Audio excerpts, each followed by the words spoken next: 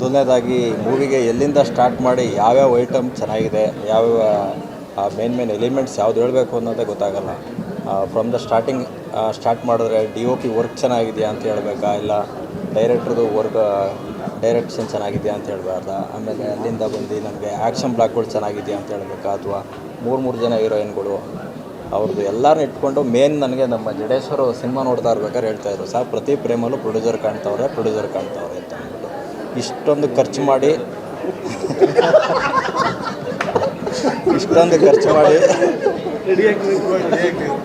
ನಮ್ಮ ಡೈರೆಕ್ಟ್ರು ಇಷ್ಟೊಂದು ಖರ್ಚು ಮಾಡಿ ದಯವಿಟ್ಟು ಈ ಚಿತ್ರಕ್ಕೆ ನಾನು ಆ್ಯಕ್ಚುಲಿ ಒಂದು 5-6 ಸಲ ಹೇಳಿದ್ದೆ ಡೈರೆಕ್ಟ್ರ್ ಬಗ್ಗೆ.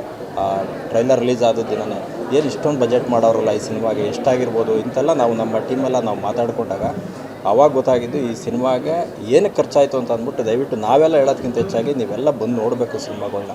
ಒಂದು ಭೀಮಾ, ಒಂದು ಕೃಷ್ಣ ಪ್ರಣಯ ಸಖಿ ಆದರೆ ಮಾತ್ರ ಸಾಕಾಗಲ್ಲ.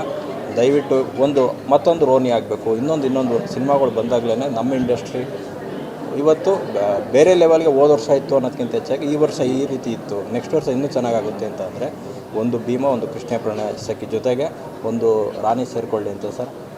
Heartful thanks. ಆಮೇಲೆ ಕಿರಣ್ ರಾಜ್ ಅವ್ರಿಗೆ ಆಲ್ ದ ಬೆಸ್ಟ್ ಸರ್. ತುಂಬ ಚೆನ್ನಾಗಿ ಕಾಣ್ತೀರಿ. ಮೇನ್ ದಯವಿಟ್ಟು ಇಂಥ ಪ್ರೊಡ್ಯೂಸರ್ನ ನಾವೆಲ್ಲ ಉಳಿಸ್ಕೋಬೇಕಾಗಿದೆ.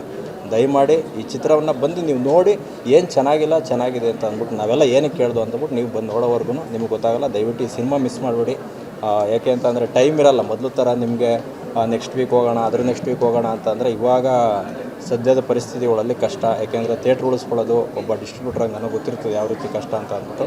ಹಾಗಾಗಿ ಜಸ್ಟ್ ನೋಡಿ ರಿವ್ಯೂ ನೋಡ್ಕೊಂಡು ಹೋಗೋಣ ಅನ್ನೋದಕ್ಕಿಂತ ಹೆಚ್ಚಾಗಿ ನೀವೆಲ್ಲ ದಯವಿಟ್ಟು ಬಂದು ನೋಡಿ ಈ ಚಿತ್ರತಂಡಕ್ಕೆ ದಯವಿಟ್ಟು ಸಪೋರ್ಟ್ ಮಾಡಿ ಅಂತ ಕೇಳ್ಕೊತೀನಿ. Thank you.